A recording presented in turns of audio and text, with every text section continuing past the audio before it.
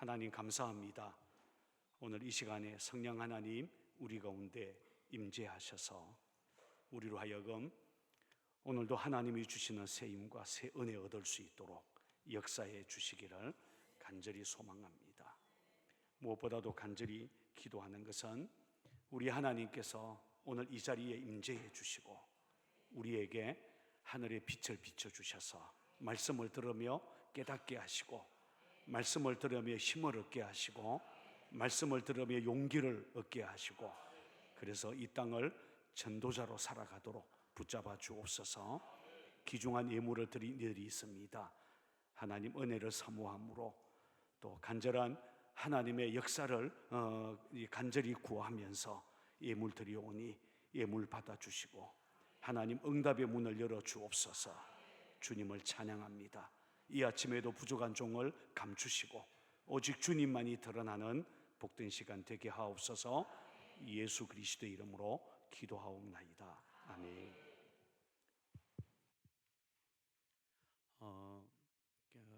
오늘 오전 시간에는 전도의 원리에 대해서 좀 말씀을 나누겠습니다. 원래는 오늘 새벽에 이 말씀을 나누려고 하다가 아무래도 우리 지방 목사님들에게 도움이 되었으면 좋겠다. 그래서 오늘 오전에 말씀을 나눕니다.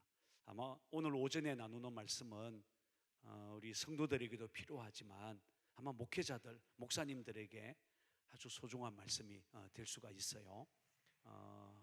개교회에서 어떻게 전도운동을 일으키고 전도운동이 어떻게 지속될 수 있는지에 대해서 우리가 좀 말씀을 나누겠습니다. 오늘은 11시 55분에 딱 마칠 거예요. 혹시 11시 50분이 되면 막 이렇게 신호를 해야 돼요. 빨리 마치라고. 그러나 이제 다른 이야기들은 다 생략하고 아주 집중적으로 전도의 원리에 대해서만 여러분들과 같이 말씀을 나누기를 원합니다. 여러분, 제가 일부러 주제를 전도의 원리라고 하는 용어를 썼어요. 이 원리라고 하는 말은 사실은 인문학에서는 잘 안 써요. 이 원리라는 말은 이게 이제 이 과학적인 용어고 또 이런 공학 쪽에서 주로 쓰는 용어예요. 이렇게 변화가 심하고 흐름이 이렇게 심한 인문학 쪽에서는 잘 쓰지 않는 단어예요. 왜냐하면 이거 잘못 썼다가는 굉장히 공격을 받기 때문이에요. 어떤 이론을 얘기하고 그리고 어떤 원리를 설명하는 데 있어서는 많은 이 변수가 있기 때문에 아주 학자들이 조심해서 쓰는 용어예요. 그런데 저는 전도에 대해서 공부하고 또 이렇게 박사 논문을 써 나가면서 일부러 굳이 이 단어를 쓰기를 좋아해요.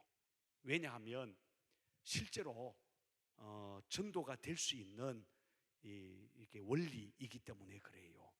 예를 들면 이렇게 하면 교회에서 전도 운동이 일어나고 전도가 될 수 있다는 얘기예요. 특별히 이것은 학문적인 용어가 아니에요. 제 경험적인 이야기예요. 그래서 오늘은 제 경험을 바탕으로 해서 개교회에서 전도 운동이 일어날 수 있는 그런 가능성, 이제 그런 길에 대해서 제가 좀 말씀을 나누고 싶어요. 목사님들이나 또 교회 장로님들이나 교회를 사랑하는 사람들이 왜 우리 교회는 전도 운동이 일어나지 않는가? 왜 우리가 열심히 전도하려고 애를 썼는데 왜 효과가 없는가? 이제 이런 고민들을 많이 해요. 예를 들면 연초가 되면 막 이렇게 그 전도대를 조직하고 이래서 3월, 4월, 5월까지는 막 열심히 전도하잖아요. 6월달이 되면 전도대 모임이 잘 안 돼요. 특별히 여름 이렇게 더워져서 휴가 한번 갔다 오면 전도대가 없어져요. 그래서 하반기 때에는 목사님들이 막 목청을 높여서 전도를 얘기하고 막 프로그램으로 막 이렇게 전도해 보려고 애를 써요. 잘 안 돼요. 그러다가 또 해가 바뀌면 다시 또 전도대를 다시 조직해요. 또 힘을 내서 전도하자. 3월, 4월, 5월 또 열심히 하다가 6월 달쯤 되면 또 이제 힘이 빠지기 시작해서 슬금슬금 전도대 모임이 잘 안 돼요. 왜 그럴까요, 도대체? 왜 그럴까? 전도를 하고 싶어 해요. 사실은 한국 교회만큼 전도를 강조하고 또 전도를 열심히 하는 교회가 세계적으로 찾아보기 어려워요. 모든 교회마다 전도를 해요. 그런데 전도의 효과나 전도가 지속이 잘 안 돼요. 그래서 전도를 이야기할 때에 우리가 꼭 이야기하는 두 가지가 있어요. 하나는 뭐냐 하면 전도가 되기 위해서는 아주 중요한 것이 집중이라는 거예요. 또 하나는 지속이에요. 오늘 잠깐 제가 교회 와서 우리 오곡교회 우리 목사님하고 잠깐 이제 이야기를 했는데 우리 최 목사님이 당신은 이렇게 집회하고 그리고 찬양하고 예배 쪽에 하나님이 자기를 쓰신다 이런 고백을 했어요. 하나님이 나를 쓰시는 통로가 분명하다는 거예요. 사실 그거 하나 아는 것만 해도 굉장한 거예요. 하나님이 나를 쓰시는 것이 어떤 영역인가 그거 하나 아는 것만 하더라도 이거는 목사님들에게서는 굉장히 중요해요. 사실은 목사님들은 모든 것을 잘하는 게 아니에요. 사실은 하나를 잘할 뿐이에요. 좀 말이 이상하죠? 이제 한국 교회에 영향력을 미치는 목사님들을 살펴보면 연구해 보면 목사님들이요 다 잘하는 게 아니에요. 처음에 저는 신학교에서 배울 때에 이 목사는 종합예술이라고 얘기했어요. 목회는 다 잘해야 된다고 그렇게 배웠어요. 그래서 제가 목회를 시작하면서 그게 다 거짓말인 줄 알았어요. 아니에요. 사실은요 하나를 잘하는 거예요. 이 영향력 있는 목사님들은 하나님이 목회의 여러 영역 중에서 나를 쓰시는 이 영역이 어디인지를 발견하는 거예요. 그게 이렇게 이 영향력 있는 목회자가 되는 거죠. 교회도 마찬가지. 교회는 모든 것을 다 잘하는 게 아니에요. 하나님이 그 교회를 쓰시는 통로가 있어요. 우리 최 목사님은 예배 사역, 이 대중 집회 이런 것을 통해서 하나님이 당신을 쓰신다고 얘기했어요. 저도 그래요. 저도 하나밖에 못해요. 교회에서요 제가 자신 있게 할 수 있는 것은 하나밖에 없어요. 이 집중하는 거죠.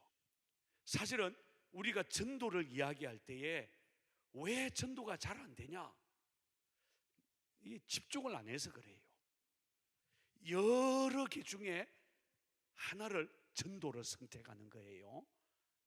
목사님들이 신방도 잘하고 목사님들이 기도도 열심히 하고 목사님들이 설교도 잘하고 목사님들이 이것도 잘하고 이것도 잘하고 다 잘하고 그 중에 전도도 잘하고 이렇게 이야기해요. 제가 이제 솔직하게 얘기하면 그럼 하나도 못하는 거예요. 죄송해요. 다 잘하면 좋겠는데 제 생각에는 하나에 집중하는 게 필요해요.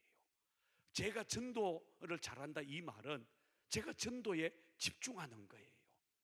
여러분 우리 교회는 전도에 집중해요. 다른 거 안 한다는 얘기가 아니에요. 우리 교회도 다 해요. 그런데요 목사인 저는 전도에 집중해요. 목회자가 어느 하나에 집중할 때에 하나님의 역사가 나타나요. 제 경험이 그래요. 또 하나는 지속이에요. 지속. 한 번 하고 마는 게 아니라 죽을 때까지 할 생각을 해야 돼요. 여러분 저는요 우리 교인들한테 아주 웃으면서 맨날 얘기해요. 우리 평생 할 건데 뭐 우리는 매주 화요일마다 지역 전도를 해요. 또 우리는 111 전도 팀이 있어요. 우리 교회는 전도팀이요 한 30 몇 개가 돼요. 더 되나요? 꽤 많아요. 우리는 새벽 전도팀도 있고 오전, 오후, 저녁 매일 네 팀이 움직여요. 우리는 새벽 전도팀을 팀이요 잘해요. 우리는 새벽기도 마치고 나면요 우리 교회 조끼를 딱 입고 그리고 전도하러 나가는 사람들이 너댓 명이 돼요. 우리 교회 주변에 버스 정류장마다 다 나가고, 우리 교회는 지하철하고는 거리가 멀어서 지하철하고는 아무 상관이 없지만 버스 정류장마다 우리 전도팀이요 새벽마다 가요. 새벽 전도는 오래 안 해요. 길어야 20분. 그래도요 우리는 새벽마다 해요. 근데 그런 전도팀이요 이렇게 매일 네 팀이 움직여요. 매일 주일날에도 움직여요. 그 다음에 화요일 날에는 집중적으로 전도해서 지역 전도를 해요. 그래서 화요일 날에는 11개 팀인가요? 이 팀이 훈련을 받고 매주 화요일마다 훈련을 받고 그리고 지역으로 파고 들어가는 전도를 해요. 근데 이 전도를 그냥 계속 해요. 목사님 언제까지 해야 돼요? 죽을 때까지 하죠 뭐. 그래서 우리는 서두르지 않아요. 오늘 효과가 있느냐 없느냐 묻지 않아요. 오늘 몇 명이 예수 영접했는가 전혀 안 물어요. 아무 상관없어요. 그냥 지속하는 거예요. 어느 순간 하나님이 우리에게 부흥을 줄 것을 믿어요.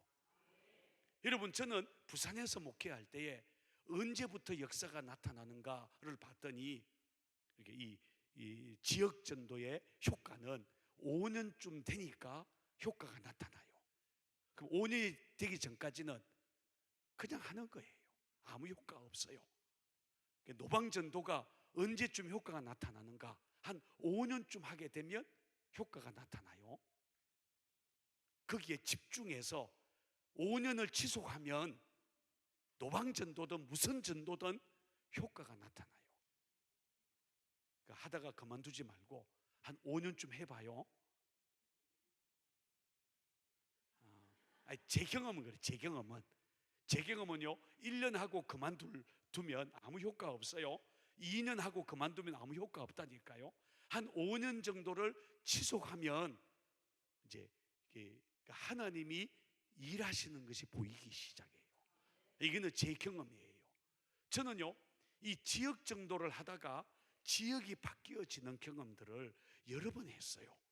하나님의 강력한 역사는 우리가 집중해서 지속할 때에 나타나는 거예요.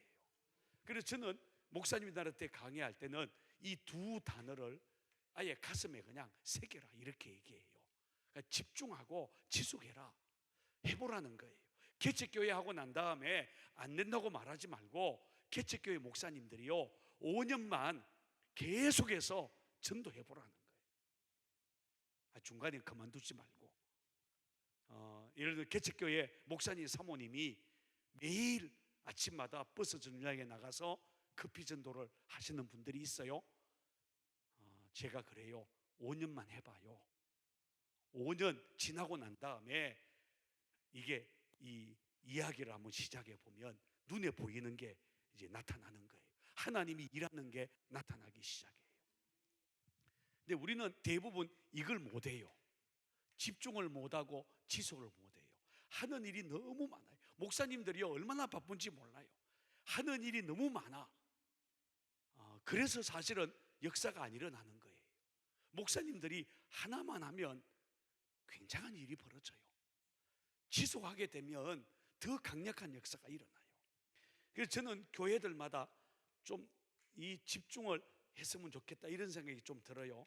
오늘 이 얘기가 주제가 아니기 때문에 근데 빨리 좀 지나갔으면 좋겠어요. 제 경험을 얘기하고 싶은데 이거 얘기하다가는 시간이 너무 많이 지나가기 때문에 저는 오늘 전도의 원리를 이야기를 하려고 그래요. 어떻게 하면 교회 안에서 전도운동이 일어나는가? 어떻게 하면 전도의 효과가 나타나는가?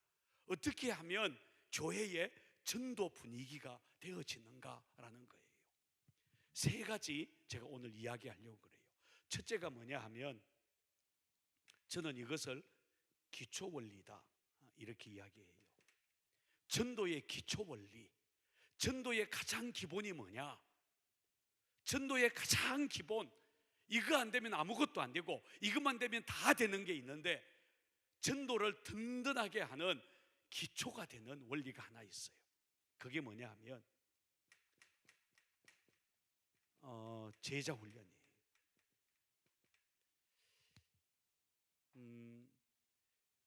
아니 전도하고 제자 훈련이 무슨 상관이 있냐? 그렇지 않아요. 여러분, 전도는 뭐부터 시작해야 되는가 하면 사람 키우는 것부터 시작을 해야 돼요. 교회 안에 전도자를 세우는 것부터 시작해야 돼요. 여러분, 제가 제자 훈련이라고 얘기를 하니까 무슨 1:1 제자 양육 훈련을 해야 되냐, 아니면 사랑의 교회 제자 훈련을 해야 되냐, 이런 고민을 하는 분이 있는데, 제가 말하는 제자 훈련은 그런 것을 말하는 게 아니에요. 그냥 쉽게 얘기하면 여기서 말하는 제자 훈련은 사람 세우기예요. 좀 더 정확하게 말한다면 전도자를 길러내는 거예요. 누구를 길러내는 거라고요? 전도자를 길러내는 거예요. 여러분, 대개 선교를 하거나 그 다음에 전도하는 분들이 꼭 필수적으로 읽어야 되는 책 하나가 있어요. 그게 뭐냐 하면 로버트 콜만이라고 하는 교수가 쓴 주님의 전도계획이라고 하는 책이 있어요. 아마 목사님들은 거의 다 보셨을 거예요. 이 주님의 전도계획이라고 하는 아주 얇은 간단한 책이 있어요. 목사님들 그런 거 잡으면 30분이면 다 읽을 수 있는 그런 작은 소책자예요. 그런데 이 주님의 전도계획이라고 하는 이 소책자는 전도 운동을 교회에서 일으키려고 하는 사람, 아니면 선교사로 어느 지역에 가려고 하는 사람들은 필수적으로 읽어야 될 책이에요. 왜냐하면 여기에 보면 주님이 어떻게 세계 복음화의 전략을 세웠는가, 주님은 어떻게 온 세상에 복음이 퍼져나갈 거라는 것을 아셨을까, 예수님은 어떻게 이 세상 사람들을 구원할 그 전략을, 어떤 전략을 세우셨을까. 그게요, 이 로버트 콜만 교수가 쓴 이 주님의 전도 계획이라고 하는 이 책 속에 나와 있어요. 거기에 세 번째 챕터의 주제가 선택이라고 하는 주제인데, 이 세 번째 이 챕터의 첫머리에 뭐라고 시작하는가 하면 주님의 전도 계획은, 주님의 세계 복음화 전략은 사람이었다, 이렇게 이야기를 시작해요. 여러분, 예수님이 온 세상을 복음화하려고 할 때에 세상을 복음화하려고 했던 주님의 계획이 뭐냐? 사람 세우기예요. 뭐 하는 거라고요? 사람 세우는 거예요. 여러분, 우리가 복음서를 읽어보면 여러분, 예수님의 비전이 두 가지가 있다는 것을 알아요. 하나는 십자가예요. 온 세상의 구원을 위해 당신이 십자가 지는 게 주님의 사역이었고 목적이었고 꿈이었고 그래요. 뭐 그건 두말할 필요 없어요. 그래서 예수님은 오직 십자가를 향해 가셨어요. 갈릴리에서 예루살렘으로. 이 예수님의 사역의 전부가 갈릴리에서 예루살렘으로 그거예요. 이게 십자가가 예수님의 사역의 목적이기 때문에. 또 하나가 있는데 그게 뭐냐 하면 제자예요. 제자 세우는 게 예수님의 꿈이었고 비전이었어요. 이 로버트 콜만 교수는 이 풀러 신학교의 교수지요. 피터 아거너 박사와 이 세계적인 선교학자로 쌍벽을 이루신 분이에요. 로버트 콜만 교수가 먼저 돌아가셨어요, 몇 년 전에. 근데 이분이요, 정말 세계적인 선교학자예요. 이분이 웨슬리 목사님에 대해서 이 논문을 썼어요. 제가 지금 이 박사 학위를 하면서 로버트 콜만 교수님이 쓴 이 웨슬리 이 전도에 대한 책을 제가 읽고 있습니다만, 어쨌든요 굉장해요. 이분이요 하는 얘기가 주님은 사람을 세우는 일부터 시작했다는 거예요. 이 제자 세우는 거예요. 특별히 마가복음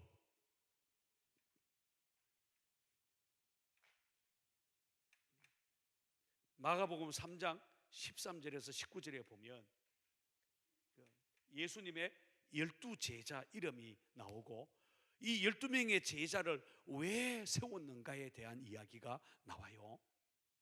근데 여기에 보면 참 재미있는 거예요.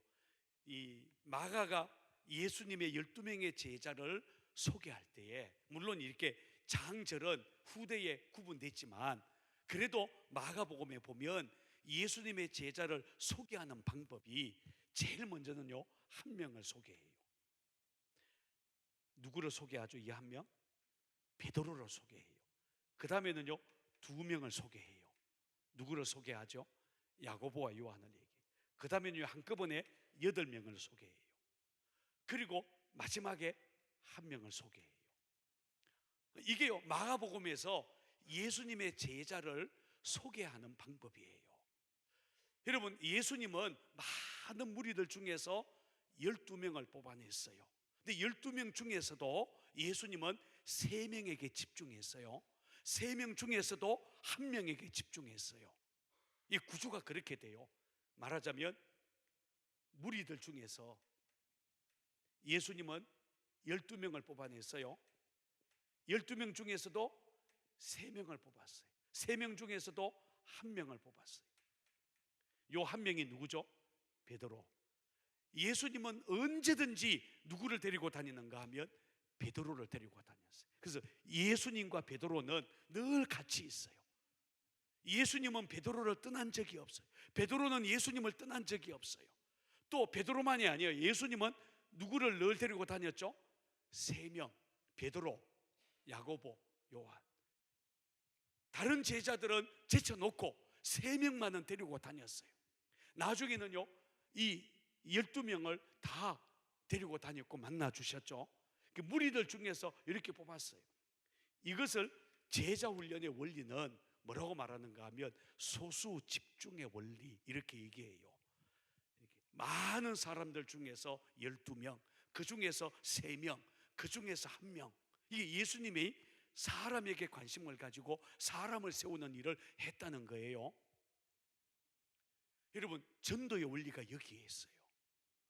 전도는 어떻게 시작하는가 하면 목사인 나와 같이 전도할 사람들을 세우기 시작해야 돼요. 이건 굉장히 중요해요. 목사가 혼자서 전도하는 게 아니라 같이 전도할 사람을 세우는 거예요. 늘 만나고 늘 같이 전도하고 훈련하고 같이 다닐 사람들을 세우기 시작해요. 그 사람이 몇 명이든 상관없어요. 그런 사람들이 세워질 때에 전도가 돼요. 저는요, 웃으면서 늘 얘기하는 게 전도는 어떤 방법을 해도 다 돼요. 부침개 전도를 하든 두부 전도를 하든 무슨 노방 전도를 하든 축구 전도를 하든 어쨌든 무슨 전도를 해도 전도는 다 잘 돼요. 그런데 또 얘기해요.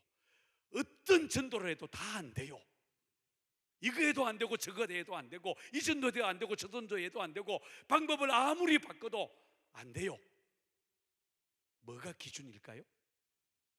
교회 안에 전도자가 세워지면 목사와 함께 전도하는 훈련된 전도자들이 있으면 무슨 전도든 다 돼. 그런데 목사와 함께 전도하는 전도자들이 세워지지 않으면 뭘 해도 안 돼요. 목사님들이 아무리 세미나 다녀가지고 기가 막힌 방법이라고 배워와서 아무리 해도 다 안 돼요. 그런데 세미나 하나도 안 가고 그리고 아무것도 몰라도 사람부터 세우기 시작하면 뭐든지 되게 돼 있어요.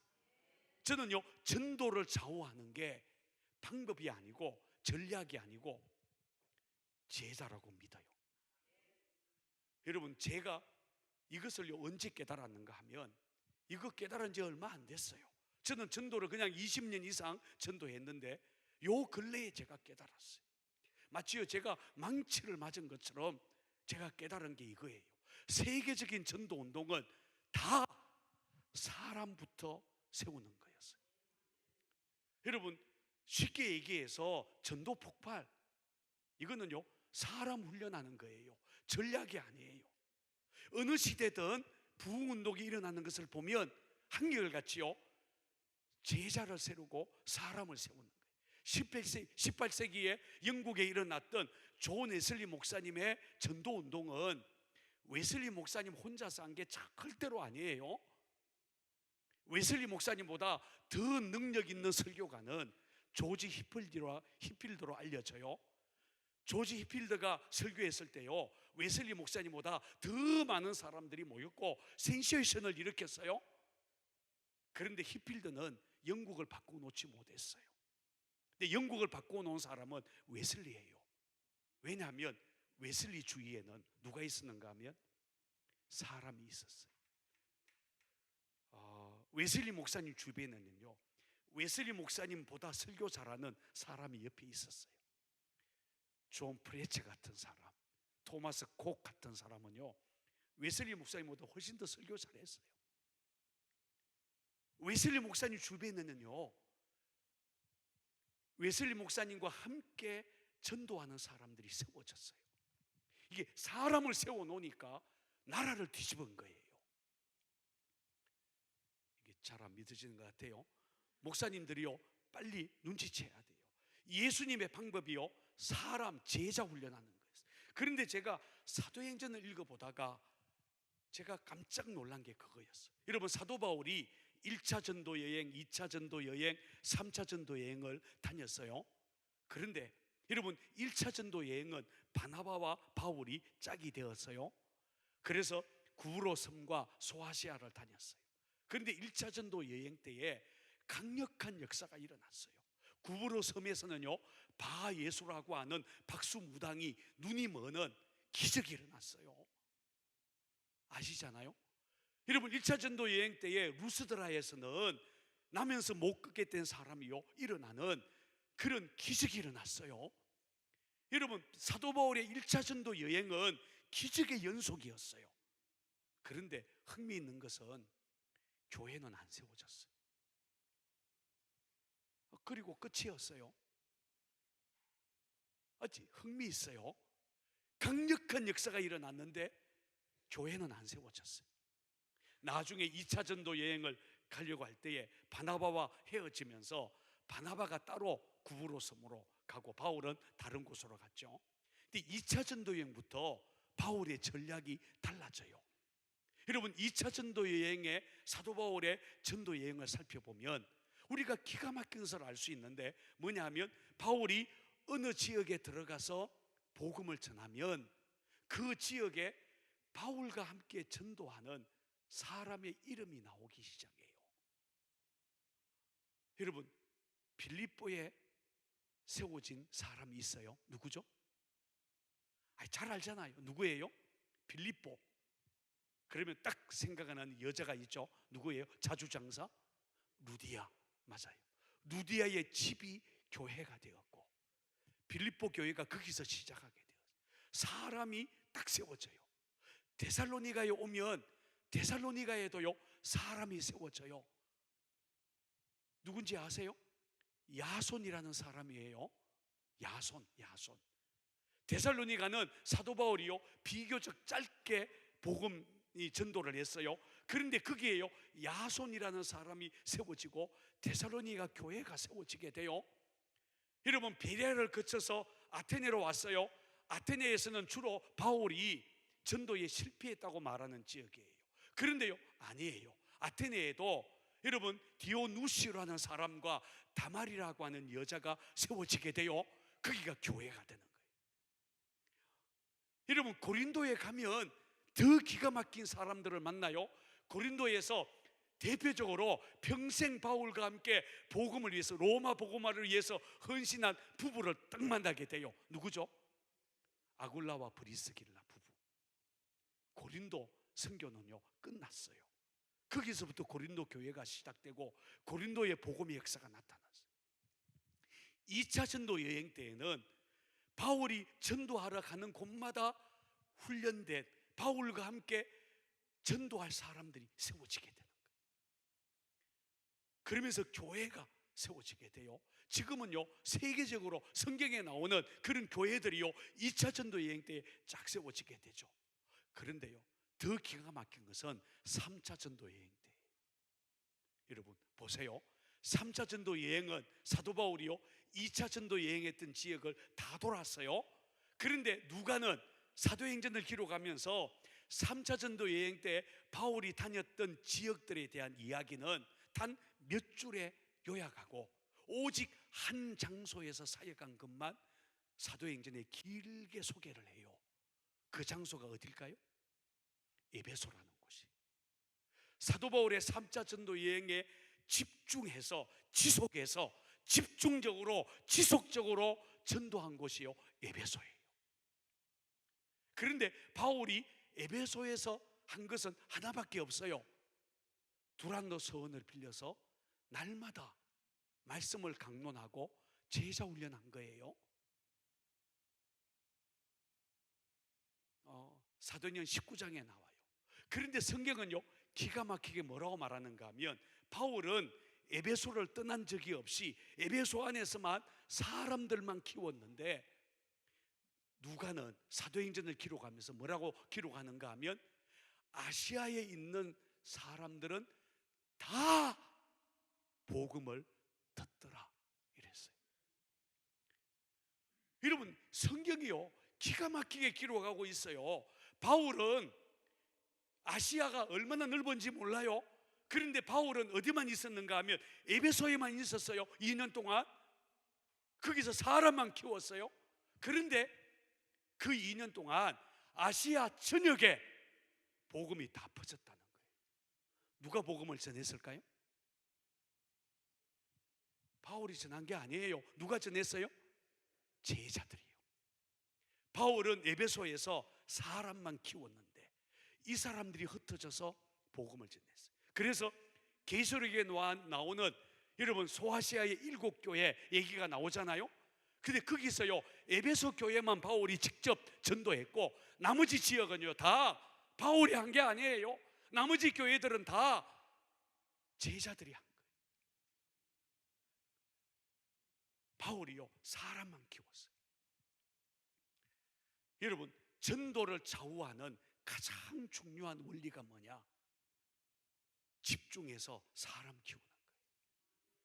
목사님들이 서두르지 말고 교회에서요, 다른 거 어떤 것보다도 여러분 함께 복음을 전할 사람들을 세우는 것이 관건이에요. 교인들이 없는데요? 왜 없어요? 일단은 사모님이 1번이에요. 목사님에게 있어서는 전도의 파트너 1번이요, 사모님이에요. 사모님부터 제자 훈련 시작하면 돼요. 여러분, 그 피터 와그너 박사가 아주 재미있는 얘기를 했어요. 저는 이 피터 와그너 박사의 신학을 별로 안 좋아해요. 저는 교회 성장학을 별로 안 좋아하는데, 그런데 피터 와그너 박사의 좋은 점이 철저하게 교회 중심적이라는 거예요. 참 괜찮은 분이에요. 뭐 요즘에는 많이 비판받아요. 어쨌든 뭐 지나가십시다. 그런데 이 피터 와그너 박사 이런 얘기를 했어요. 하나님이 교회를 구성할 때에, 한 교회를 세울 때에 여러 은사가 있는 사람들을 그 교회에 보내서 교회를 세운다는 거예요. 교인들이 10명이라도 하나님은 교회를 세우기 위해서 10명에게 교회를 세울 수 있는 은사들을 다 준대요. 그러면서 하는 얘기가, 교인들 중에 20%는 전도의 은사를 가진 사람들이다, 이렇게 얘기했어요. 10명이 모이면 몇 명이에요? 10명 중에 2사람은 전도의 은사가 있대요. 이건 피터 와그너 박사의 이론이에요. 저는 마음에 안 드는 게, 전도를 은사라고 하는 게 마음에 안 들어요. 피터 와그너 박사는 전도를 은사 중에 하나로 봤어요. 근데 저는 아니에요. 전도는 은사가 아니고 그리스도인의 삶의 목적이고, 그리스도인의 모든 사역의 목적이 복음 전하는 거지. 그러나 어쨌든 그분의 이론에 의하면 교회에 전도하는 일꾼이 없는 게 아니라는 거예요. 여러분, 목회자가 진짜로 복음을 말하고 정말로 복음 전도에 대해서 이야기를 꺼내면 목사와 함께 전도할 사람들이 교인들 중에 20%는 따라올 거라는 거예요. 그러니까 찾아내요. 그리고 사람을 세우는 일부터 시작하라는 거예요. 이게요, 전도 운동이 일어나는 처음 시작이에요. 2번째 원리로 넘어가십시다. 이 첫 번째 원리는 목사님들에게 진짜 중요한 이야기죠. 그런데 2번째 원리는 우리 평신도들이 좀 잘 알았으면 좋겠어요. 2번째 원리는 영적 원리예요. 여러분, 저는 이 영적 원리를 굉장히 중요하게 생각해요. 여러분, 전도는 영적 전쟁이잖아요. 마귀한테 붙들려 있는 사람을 구원해내는 게 전도잖아요. 그래서 전도의 현장에는 언제든지 영적 전쟁이 있어요. 하나님의 기적도 나타나고 마귀의 방해도 있고 영적인 전쟁이 일어나는 현장이 전도 현장이에요. 그래서 전도에 대해서 배울 때에는 함께 배우는 게 영적 전쟁을 배우는 거예요. 전도자들이 영적으로 무장해야 된다는 거예요. 왜냐하면 여러분, 전도를 하면 하나님은 너무 좋아해요. 그래서 전도자에게 성령을 부어주셔요. 그런데 우리가 전도하면 마귀들은 우리를 너무 싫어해요. 맞죠? 그래서요, 이 사도 바울이 에베소 지역에서 막 이렇게 전도 운동을 할 때에 귀신이 떠나가는 역사들이 일어나잖아요. 재미있는 것은 서게와의 7 아들이 사도 바울이 전하는 예수 이름을 빙자해서 자기들도 귀신을 내쫓으려고 그랬어요. 그래서 귀신 들린 사람을 만나가지고 사도 바울이 말하는 예수 이름으로 명하노니 귀신아 떠나가라 이랬더니 귀신 들린 사람이 뭐라 그랬죠?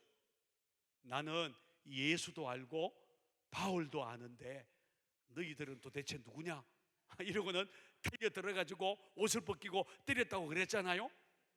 그런데 재미있는 것이 귀신들은요, 예수 이름 앞에 두려워 벌벌 떨었어요. 그런데 귀신들이 아는 이름이 또 하나 있어요. 누구죠? 바울이에요.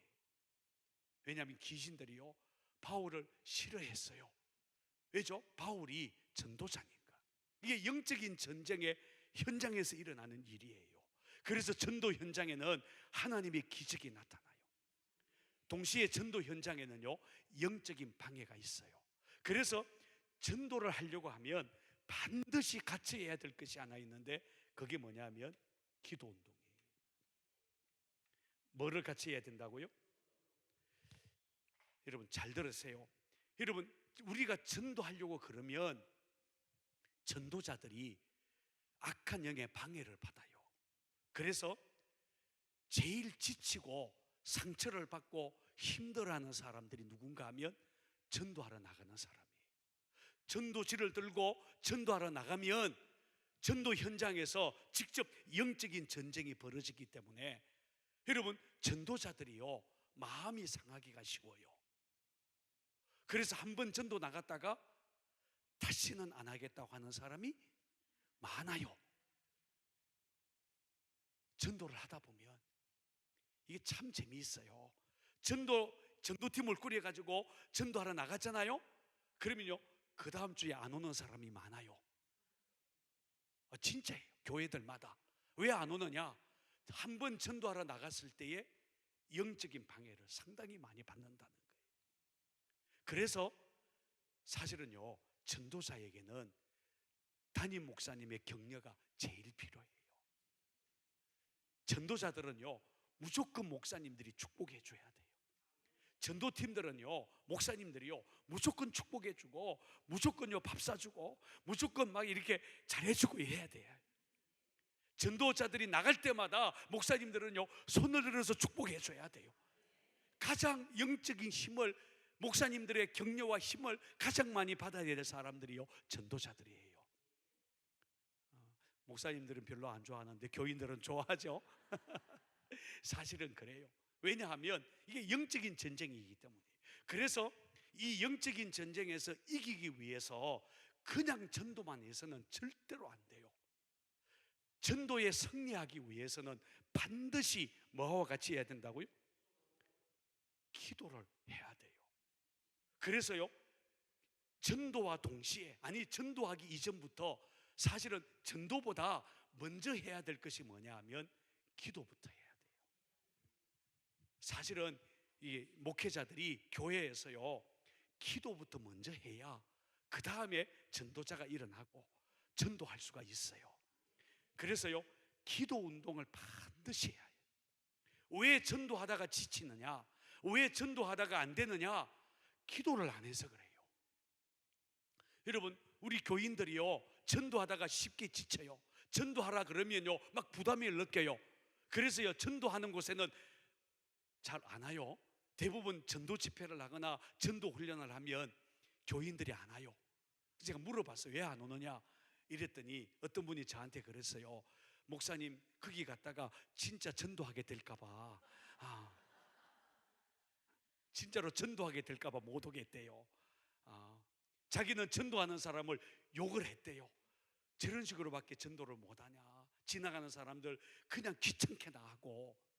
그래서 자기는 전도하는 사람들을 싫어해하는데 자기가 그 전도 훈련하는데 전도 집회에 오면 자기도 전도할까 하게 될까 봐 안 오겠다는 거예요.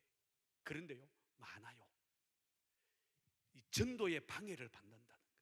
그래서 우리가 기도를 같이 해야 전도가 지속이 될 수 있어요. 여러분 전도 운동의 지속은 기도가 같이 있을 때에 가능해요.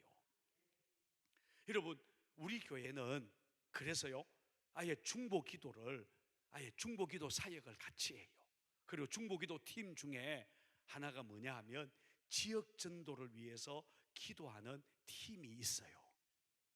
그래서 우리는 전도대가 나가는 그 시간에는 기도팀이 같이 전도가 끝나고 돌아올 때까지 기도하는 팀들이 있어요.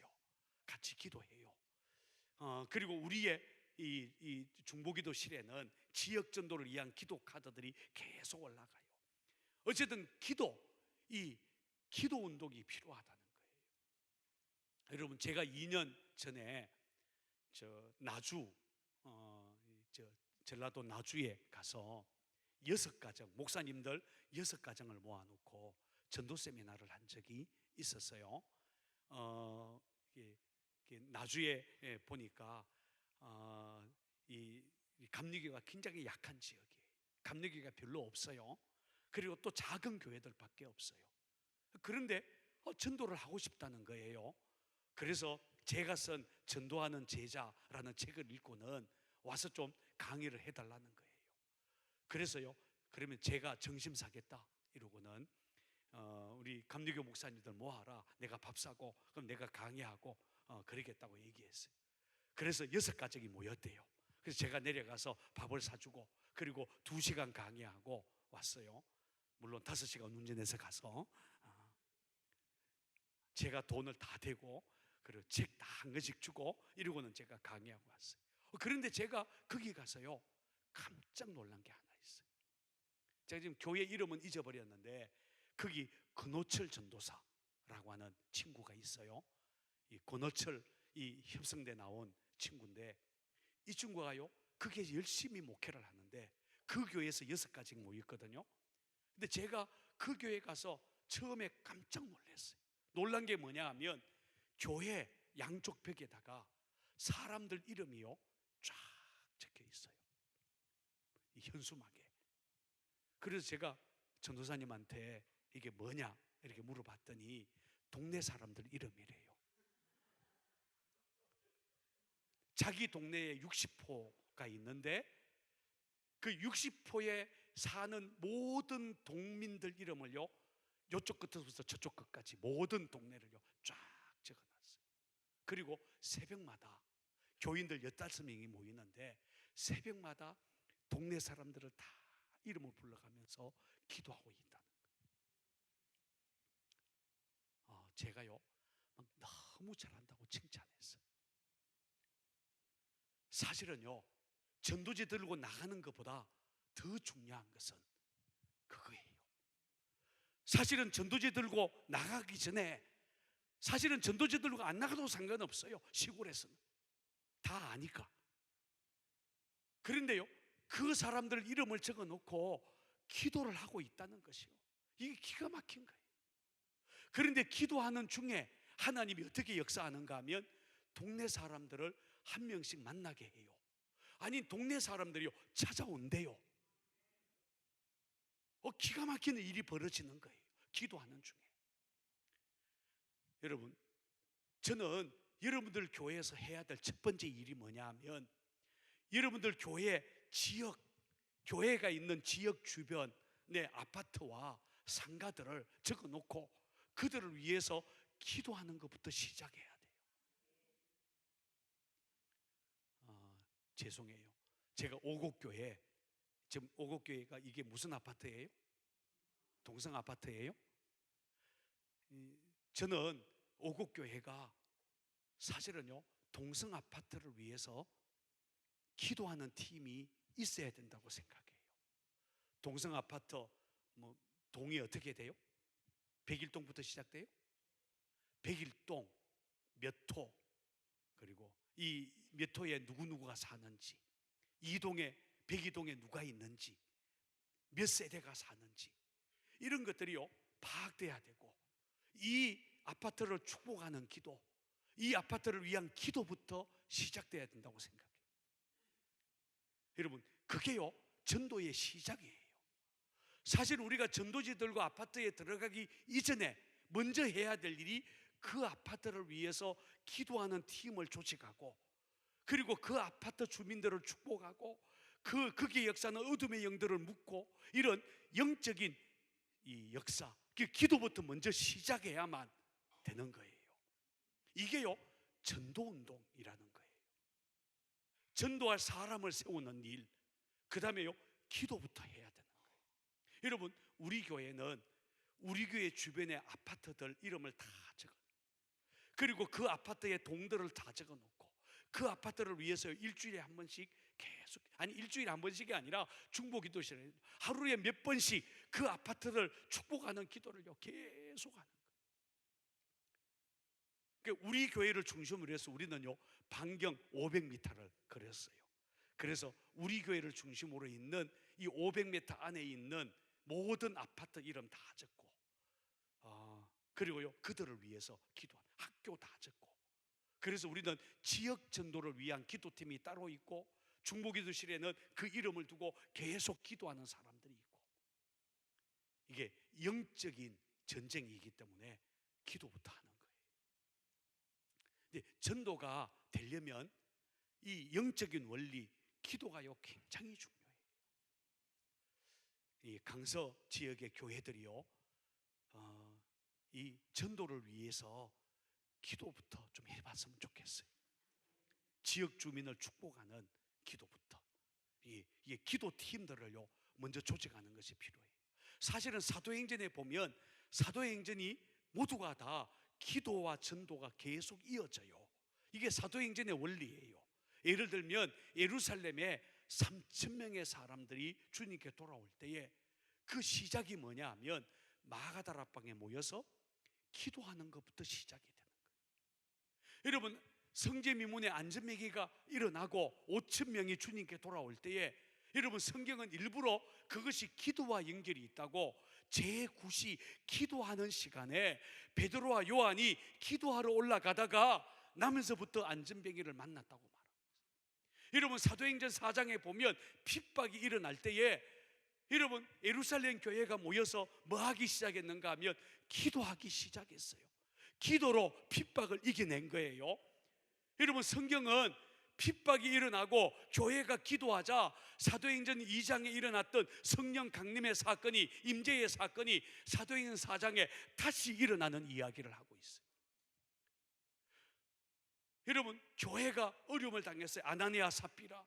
그 다음에요 그 사도행전 6장에 보면 이 히브리파 헬라파 이렇게 분열이 일어날 조짐이 보일 때에, 그때에 베드로와 이 사도들이 뭐라 하는지 알아요? 우리가 기도하는 일, 말씀 전하는 일만 전무하겠다. 우리는 기도만 하겠다. 다시요 기도를 회복하기 시작해요. 그러다 다시 교회가 능력을 회복하기 시작하죠. 이게 사도행전 6장의 이야기. 여러분 사도행전의 모든 이야기를 두고 보면 기도와 전도가 이어져 나간다. 왜냐하면 전도가 영적인 전쟁이기 때문에. 그래서 교회마다 전도운동을 시작하려면 기도팀을 만들어야 돼요. 기도운동을 시작해야 돼요.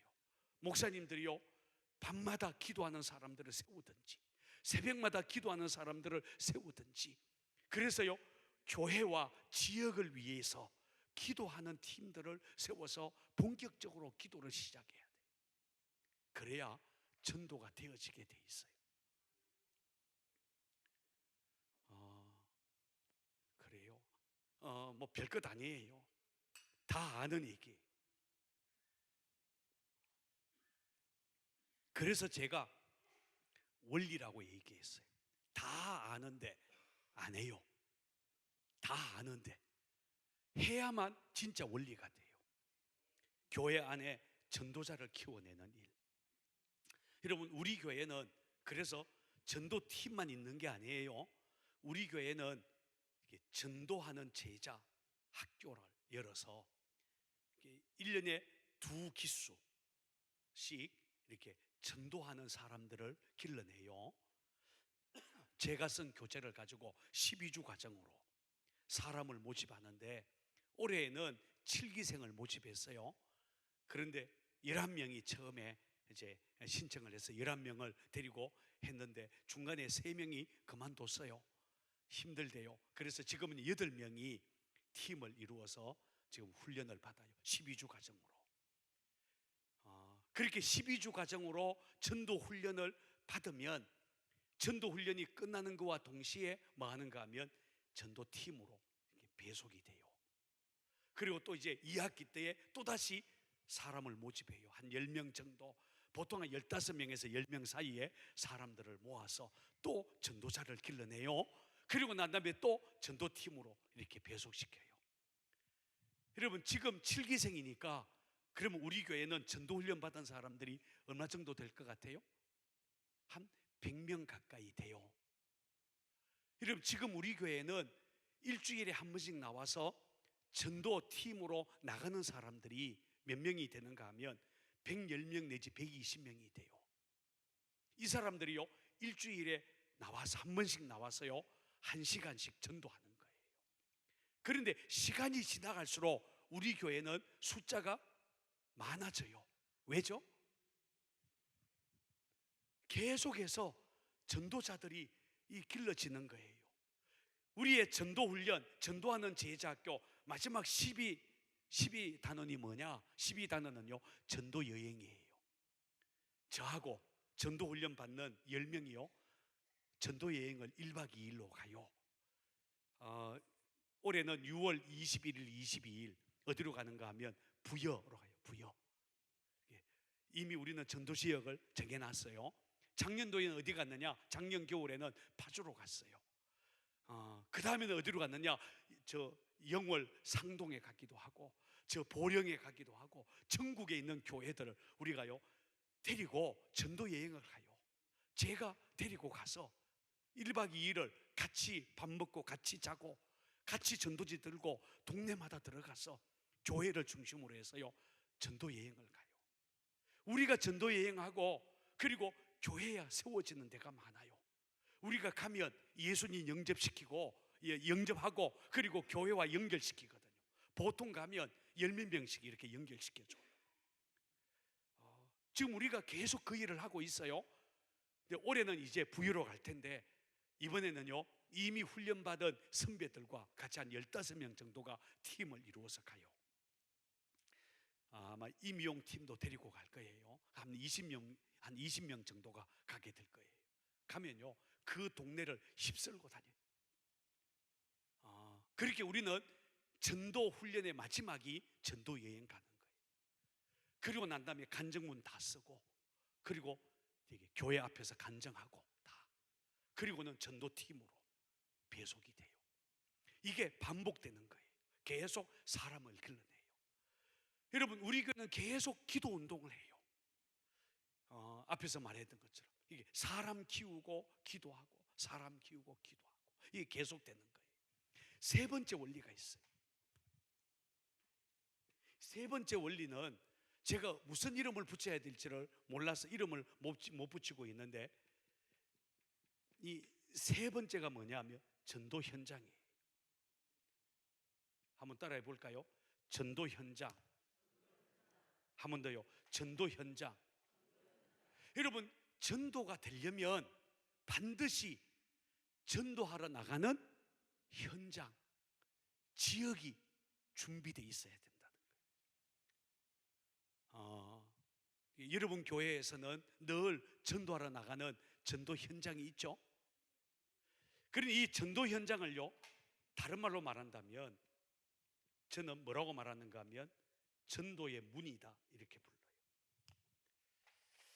제가 그 부평 상곡교회에 간지 이제 3년 반이 좀 넘었는데, 제가 이제 그 교육자들을 다 불러 모았어요.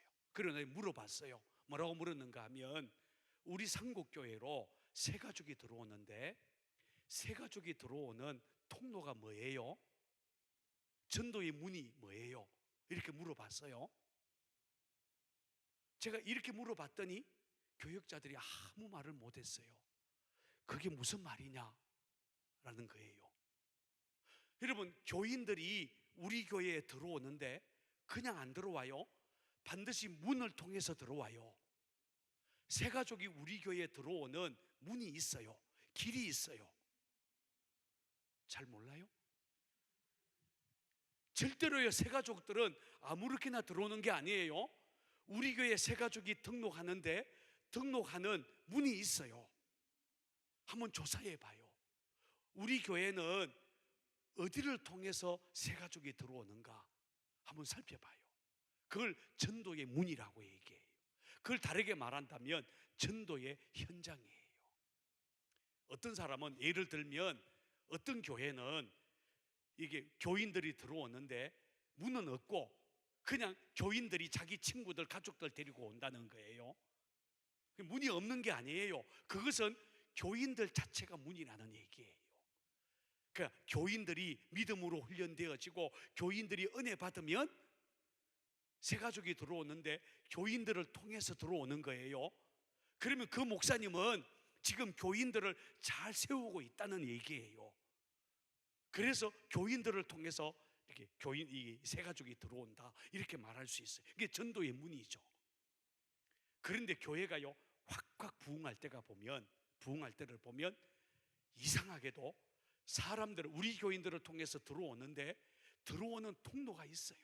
왜냐하면 교인들 전체가 전도하는 게 아니거든요. 어느 교회를 살펴봐도 전도하는 교인들은 몇 명 안 돼요. 아니, 그렇잖아요. 1년 지나고 보면 대부분 한두 사람이 전도를 많이 해요. 다 전도하는 게 아니에요. 그런데 그 사람이 어디에서 새 가족을 데려오는지를 살펴봐요. 그게 전도의 문이라는 거예요. 이게요, 현장이라는 건데, 그렇게 사람들을 많이 데려오는 그 전도하는 교인들을 보면 이 교인들이요, 전도하러 다니는 지역이 있어요. 그게 전도 현장이에요. 그 사람의 전도 현장이에요. 그런데 이것을 교회가 제대로 전도하려면 전략적으로 전도의 현장, 전도의 문을 만들어 놓는 거예요. 쉽게 얘기하면 어린이 부에서 전도하면 어린이들이 어떤 통로를 통해서 오느냐? 그러면 어떤 이 교인들은 우리가 학교 앞에서 전도하니까 학교 앞에서 전도하는 거 보고 아이들이 우리 교회에 들어와요. 그러면 학교 앞이라고 하는 바로 그 전도 현장이 전도의 문이에요. 지금 그 얘기를 하는 거예요. 이게 전도에서 쓰는 전문적인 용어가 전도의 문, 또 전도 현장 이런 말이에요. 그런데 전도의 역사가 일어나는 교회들을 보면 꼭 뭐가 있는가 하면 전도 현장이 있어요. 이 현장이라는 말이요, 중요해요. 아마 오곡교회는 이 동성 아파트가 전도의 현장이잖아요. 동성 아파트에 있는 사람들이 많이 교회로 들어오죠. 오곡교회 같은 경우에. 그런데 뭘 보고 와요? 누가 전도해서 와요? 만약에 우리 최 목사님처럼 우리 교회는 예배가 좋아서 그래서 예배 보고 온다 이러면 최 목사님이 인도하는 예배가 전도의 문이에요. 그렇잖아요? 그러면 오곡교회 교인들은 전도지를 어떻게 만들어야 되는가 하면 우리 교회의 예배가 이렇게 좋습니다. 그게 전도지 내용이 돼야 돼요. 왜냐하면 그게 전도가 되는 문이기 때문에 그래요. 여러분, 교회들마다 전도의 문이 다 다를 수 있어요. 전도의 통로가 다 달라요. 그것을 잘 찾아내는 교회가 성장하는 거예요. 여러분, 우리 교회는 이렇게 등록하는 사람들을 보면 할머니들이 그렇게 많아요. 왜 할머니들이 많은지 아세요? 우리 교회는요, 아파트 경로당을 공략하거든요. 그래서 1년 동안 등록하는 사람들을 보면 할머니들이 3분의 1이에요. 처음 예수 믿고 교회에 오는 할머니들. 어디서 전도받는가 하면 경로당을 통해서 전도받고 들어오는 거예요. 이 기가 막혀요. 전도의 문이 그렇게 열려 있는 거예요. 그러니까 전도의 문, 전도의 현장이란 말이요, 굉장히 중요해요. 그래서 교회들마다 우리 교회 전도 현장은 저 아파트입니다. 우리 교회 전도 현장은 여기입니다. 제가요, 한참 개척교회 할 때에 제가 전도 현장을 만들어 놨는데 몇 개를 만들었는가 하면 14군데를 만들어 놨어요. 저는 일주일 동안에 14군데 가서 전도를 했어요. 우리 교인들은 전도를 잘 안 하고 저 혼자 그렇게 전도를 열심히 했어요. 제가 만들어 놓은 전도 현장이 14군데예요. 그런데 흥미있는 것은 교회가 막 성장할 때에 어디를 통해서 들어오는가 하면 그 14군데 전도의 문을 통해서 새 가족이 들어오는 거예요. 이게 전도의 문이라는 게 그렇게 중요해요. 현장이라는 거죠. 여러분, 지금도 우리 교회는 이런 전도 현장을 소중히 여겨요. 우리 교회가 하고 있는 것 중에 하나가 뭐가 있는가 하면 한 달에 한 번씩 지역전도 전략회의를 해요. 한 달에 한 번씩 지역전도 전략회의를 하는데 누가 모이는가 하면 지역전도 팀장, 그 다음에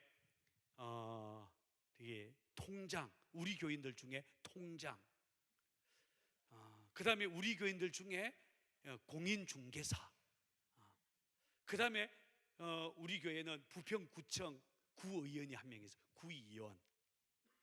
그 지역전도 전략회의에 모이는 구성원이에요. 그리고 뭐 하는가 하면 한 달에 한 번씩 우리 교회를 중심으로 해서 반경 500m 안에 있는 아파트와 동네와 이 동사무소와 여기에서 무슨 일이 벌어지는지를 다 보고를 받아요. 어떤 보고를 받는가 하면 지난 한 달 동안 우리 현대 아파트에는 몇 동 몇 호가 이사 가고 몇 동 몇 호가 이사를 오고, 그리고 몇 동 몇 호에서 무슨 사고가 일어나고 누가 입원하고. 여러분, 그 현대 아파트를 맡은 팀장이 보고를 해요. 저는요, 가만히 앉아서 우리 교회 주변 동네가 어떻게 돌아가는지 다 알아요. 왜냐하면 한 달에 한 번씩 보고를 듣고 전략을 세워요. 여러분, 아파트 전도 돼요, 안 돼요? 돼요. 너무 잘 돼요. 왜냐하면 아파트가 문이 열리는 날이 딱 하루가 있어. 언제 열리는지 아세요? 이사하는 날. 이사하는 날만 열려요. 그때는 비밀번호 필요 없어요. 이사하는 날은 아파트 문이 열려요. 그런데 이사하는 날 안 찾아가면 문이 닫혀서 절대로 못 만나요. 알고 계세요? 그래서 우리는 아파트마다 이게 거점 담당자, 이렇게 우리 이름을 붙였는데, 이게 담당자가 있어요. 오늘 이사한다 그러면요, 이사하는 집에 갖다 줄 선물들을 우리는 교회에 비치를 해놔요. 그러면 그 팀장이요 와서 그 선물, 우리 교회로 소개하는 거와 선물, 이게 주로 이제 티슈예요. 이게 각 티슈 2개, 3개를 묶여 있는 거 선물이에요. 그거 선물 가지고 가서 주인을 만나고, 막 바빠가지고 전도 못해요. 대신에 약속을 해요. 내일 오겠다, 모레 오겠다, 명함을 주고받고, 교회 명함을 주고, 그렇게 해서요 약속을 받아요. 이게요 우리가 아파트에 들어가는 두 번째 방법이에요. 첫 번째 방법은 경로당을 통해서 들어가고, 두 번째 방법은 이사할 때 들어가요. 그런데 여러분, 아파트 이사가 자주 있어요? 뜨문뜨문 있어요? 여기는 어떤지 모르겠어요. 아파트마다 다르겠지만 어떤 아파트는요 1년에요 수십 가정이 이사하는 아파트 단지가 있어요. 이 동성 아파트는 어때요? 이사가 자주 있어요? 조사를 안 해보면 몰라요. 그런데 제가 아는 한 아파트는요 이사가 자주 있어요. 어떤 통계에 의하면 5년 안에 아파트 전 주민이 바뀐대요. 물론 어떤 주민은요 그 아파트 20년 사는 사람도 있어요. 근데 어떤 사람은요 6개월만 살다가 가는 사람도, 1년만 살다가 가는 사람도 있고, 이렇게 보면 5년 안에 아파트 거의 전부가 바뀌듯이 이동이 심하다는 거예요. 아파트에 사는 사람들은 내 고향이라는 개념이 없고 내 집이라는 개념이 없기 때문에 좀 더 좋은 아파트가 생기면 그냥 이사 가는 거예요. 그렇잖아요. 그러다 보니까 이동이 많아요. 그러니까 아파트는 늘 열려 있어요. 어떤 사람은 아파트는 닫혀 있어서 못 한대, 전도를. 아니요, 아파트는 늘 열려 있어요. 언제 열린다고요? 그거 보세요. 이사하는 날 가면 어떤 아파트든지 다 들어갈 수 있어요. 문제는 언제 이사하는지 몰라서 그래. 그래서요 지역 담당자를 세우는 거예요. 그러면요 아파트 주민요 다 만날 수 있어요. 그렇게 우리는 그렇게 전도를 해요. 그러니까 지역을 그렇게 소중히 여기는 거예요. 그러니까 지역마다 담당자를 세우고 들어가기 시작하는 거예요. 지금은 우리는요 주로 경로당을 통해서 아파트로 들어가요. 우리는 경로당을요 돌아가면서 매주마다 가지만 1년에 몇 차례씩 전략적으로 어떤 아파트 경로당에 들어가요. 제가 소개를 할게요. 뭐냐면 우리는 발 마사지 팀이 있어요. 그리고 우리는 지역 전도 팀이 있으니까 올해는 우리 어느 아파트를 집중적으로 우리가 전도하십시다. 그러면요 우리는 아파트 경로당에 우리 팀이요 한꺼번에 쫙 들어가요. 들어가서 할머니들 10몇 명 모여 있는데 우리가 선물을 들고 가요. 이게 뻥튀기 봉지, 커피, 이렇게 할머니들 늘 커피 잘 마시니까 인스턴트 커피 한 박스, 그리고는 가봉, 할머니들 한 사람 한 사람에 줄 선물 구러미, 안 주면 삐져요. 그렇게 다 줘요. 그리고 가서 우리 팀이 뭐라는가 하면 일단은 할머니들을 즐겁게 해야 되기 때문에 우리가 썸을 해요. 저는 DT에서 배운 건데 쉽게 하면 율동이에요. 우리 전도팀이요 율동을 연습해요. 춤을 연습해서요 할머니들 이렇게 핫도 치는 거 잠깐 멈추시라고, 우리가 할머니들 즐겁게 해드리겠다고, 그리고 핫도를 슬그머니 치우고 앉으시라 그러고 우리가요 율동을 해요. 막 박수 치면서 좋아하죠. 막 장구도 치면서요 우리가요 할머니들한테 보여줘요. 그리고 난 다음에는요 맨투맨으로 붙어서 발 마사지 해드리고, 발 마사지 받는 동안에 뭘 하는가 하면 이렇게 복음을 전하기 시작합니다. 그런데 우리가 아파트에 들어가면 많은 할머니들이요 교회는 안 나오지만 같이 기도하고 예수님을 영접하는 기도해요. 우리는요 교회 나오지 말라고 그래요. 할머니 교회 나오지 마세요. 그냥 예수만 믿으면 돼요. 대신에 우리가 올게요. 그래서요 우리 교인이 그렇게 하문하고는요 우리가 일주일에 한 번씩 가요. 요구르트 하나 들고 찬송가 프린터에서 가서 일주일에 한 번씩 할머니들하고 찬송 부르고, 그리고는요 기도해주고 와요. 우리는 이것을 경로당 속회라고 불러요. 일주일에 한 번씩요 가서 담당자가 가서 매주마다 해요. 그런데요 그 경로당에서요 어느 날 할머니가 교회 나가면 안 되냐 이래요. 우리는 교회 나오지 말라 그러거든요. 그럼 나오시면 되죠. 그럼 나오는 거예요. 이렇게 해서요 할머니들이요 많이 등록해요. 우리의 전략이에요. 그런데 전도팀이 많이 필요한 게 아니에요. 그거 하려면요 한 10명 정도만 있으면 아파트 돌아가면서요 그거요 다 장악할 수 있어요. 한 달에 한 번씩만 그런 아파트들을 경로당을 하고 한 사람만 담당자만 세워주면 돼요. 그리고 난 다음에 그 할머니들을 통하여서 아파트 안으로 들어가는 거예요. 이 지역 전도의 문이라는 거예요. 빨리 마쳐야 돼요. 이제 한마디만 얘기할게요. 그래서 우리는요, 제가 우리 동네에서 뭘 했는가 하면 통장 회의할 때에 제가 밥을 한번 샀어요. 통장님들 다 제가 밥을 좀 사고 싶어요. 이러고는 통장님들을 다 대접을 하고, 우리 교회가 동네를 위해서 뭘 했으면 좋겠어요? 한번 물어봤어요. 통장님들에게 물어봤어요. 우리 동네는 통장들이요 31명이 있어요. 그래서 31명의 통장들은요 제 얼굴 다 알아요. 제가 밥을 사줬으니까. 동장님을요 수수료 만나요. 우리 교회 부목사님은요 한 달에 한 번씩 동사무소 가요.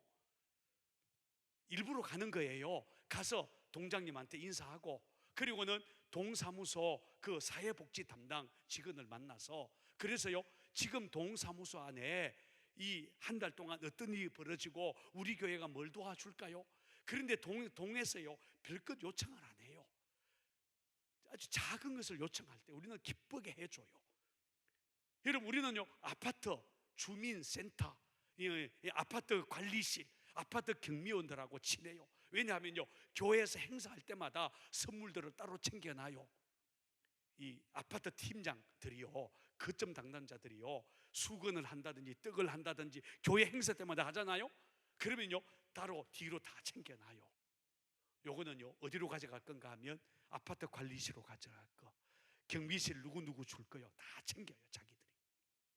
그리고는요 우리 교회 전도팀이 가면 경비원들이요 절대로 안 막아요. 어서 하시라고 그래요. 때로는요 안내까지 해줘요. 대신에 우리가 지혜롭게 하죠. 왜냐하면 지역이 우리는 중요하니까. 자, 이제 그만할게요. 좀 정리를 하긴 해야 되는데 시간이 많이 지나갔어요. 자, 저는 오늘 세 가지 얘기했어요. 기초 원리, 영적 원리, 전도의 현장, 뭐 현장 원리 이렇게 해도 괜찮을 거예요. 이 세 가지가 갖추어지면 전도는요 굉장한 능력을 발휘할 수 있어요. 저는 교회들마다 전도 훈련을 받고 전도에 대해서 마음을 가지고 기도하는 사람들이 일어나고, 그리고 전도 현장으로 나가는 사람들이 많아지기를 바라요. 이제 이 시간에 기도하고 마치겠습니다. 이제 우리가 오늘 말씀을 듣는 중에 아마 주님이 주신 마음들이 있을 거예요. 저는 오늘 주로 목회자들이 좀 들을 만한 말씀을 제가 나누었지만, 아마 우리 성도님들도 오늘 말씀을 들으면서 그래 기도해야 돼, 그래 전도 현장에 나가야 돼, 아마 성령님이 여러분들에게 어떤 음성을 주실 줄 알아요. 교회를 위해서, 우리 지역을 위해서 내가 기도해야 되겠다, 그런 마음을 주셨다면 이제부터 우리가 함께 기도하시기를 원합니다. 이제 우리가 주여 주여 세 번 부르고